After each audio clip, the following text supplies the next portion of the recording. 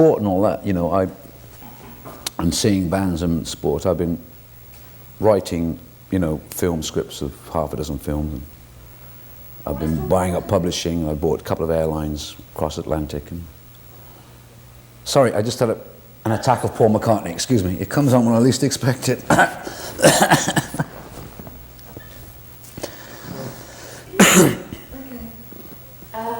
What are your overviews of the rock music? As an overlord, you mean? Well,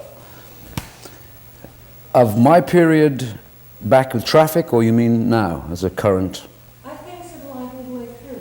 How do you feel about it? How do you, 60s, 70s and 80s? Is exactly what it says there? Are you sure? Sorry. Do that again. Read it. They're very accurate in America, man. They you know, like things down, you know. No, what it says is, what are your overviews of the rock music in the 60s, 70s and 80s? Ah, okay. Here we go again. Ready? Go. Go. I can just start talking, can I? Yeah, it's all Right.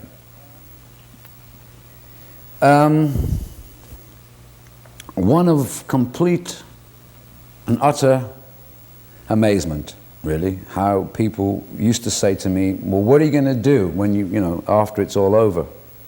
Or what are you going to do afterwards? What, are you going to get a job? And it's been going since the early 60s, isn't it? 50s, really. 70s, 80s. It's really become a way of life, you know. It's amazing. Because I was reading history of rock and roll from Alan Freeman onwards, you know, the first guy to actually say rock and roll, you know. And even earlier, you know, it went back to the turn of the century when the first million-selling single was After the Ball Is Over, you know. Victorian period, practically. And, you know, the only generation to be called teenager was after the Second World War. You know, post-Second World War generation, 40s into the 50s when Elvis came along. That's when the teenager was born. Because before that, most kids did what their parents did. There wasn't even the young teen, there wasn't even his world, you know, he just did what the father and the mother did, and that was it. You were just a young person. You weren't the teenager, you know, you weren't. So it's amazing that people couldn't see that as that became a fact, a way of life, the music produced basically by young people, you know, it's the music of the young people. It's the music of change. It's the music of rebellion, of protest, of art. You know, it's everything, really. There was no way it was going to end, you know. And I think you can't pick out periods particularly, you know, and go through all of them in you know, 5 minutes. But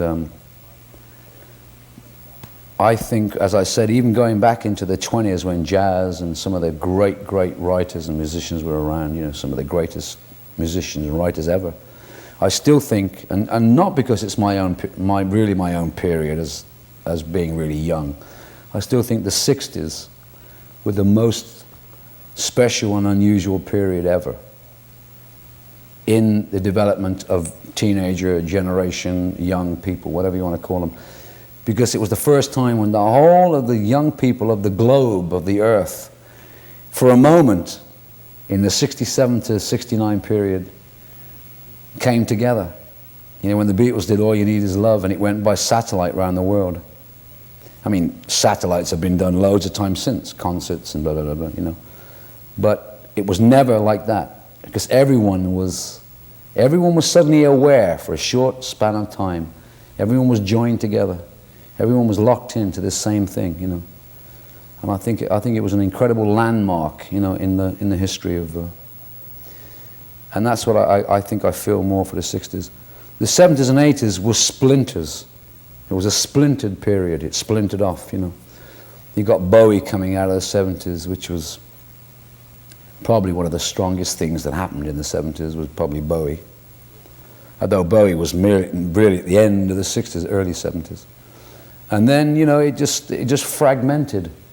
And as always, it became big business, really big business. And then the record companies just got bigger. And then technology was growing at the same time. So now you've got all kinds of games, toys, pleasure, you know, and leisure. You know, you buy an album now, you get toothpaste, a t-shirt, a bag, maybe, you know, a sweater, a scarf. You know what I mean? You walk out fully dressed, ready to clean your teeth, and you've only bought a record, you know.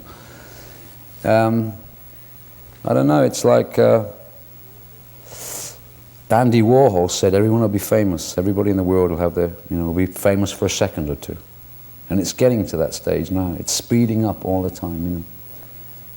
You know, it seemed to be like Crosby, Stills and Nash was the whole year or 2 years. You were surrounded by Crosby, Stills and Nash. It took over the airwaves. Everyone was listening to it. That album was phenomenal. You know, it was.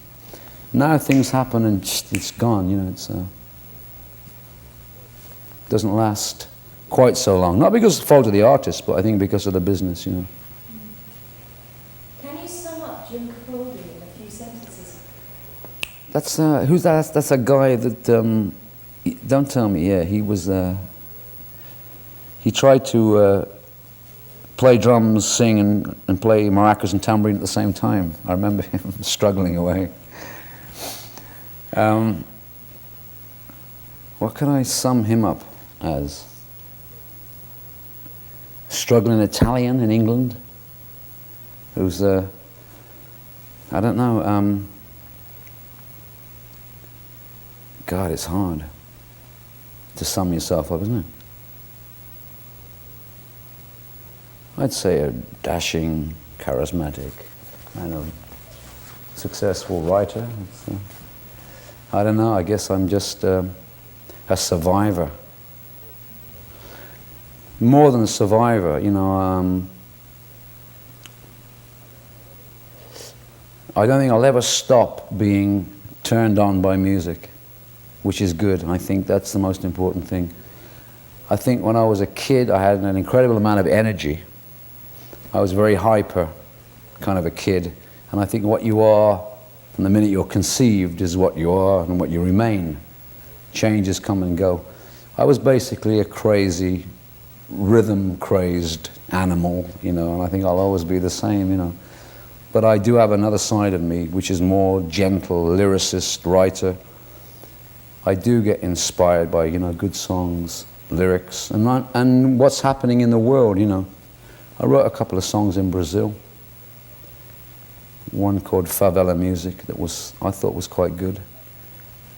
I catch myself when I feel that I'm doing something that's very pretentious and very contrived.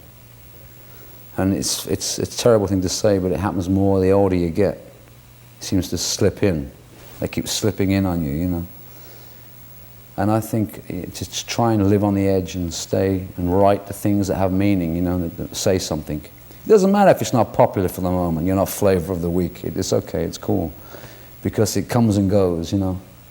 And if you stay doing what you do, I think in the end, you know, it gets through. And I think, you know, you'll feel satisfied with yourself at the end of the day if you haven't really sold out, you know. Is there anything particular, say in the next 10 years, that if you could actually in 10 years' time look back, that you'd like to become? That I didn't do? Yeah. Looked at the contracts more closely.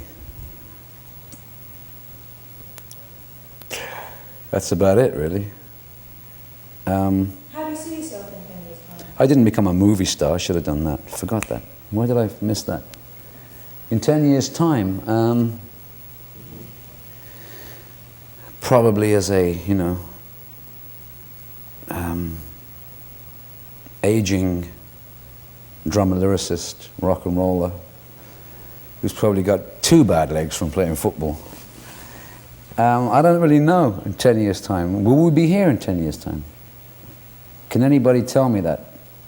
Is there anybody out there? Anybody at all? You know, if Ronnie Reagan, you know, doesn't fall asleep over one of the buttons, you know, we might survive. I don't mean that disrespectfully, but I think there's a very good chance that the unthinkable will happen. Why not? Simply because human nature has never stopped itself from going all the way, has it? You know? I hope it never happens, you know. So I don't look that far ahead, you know.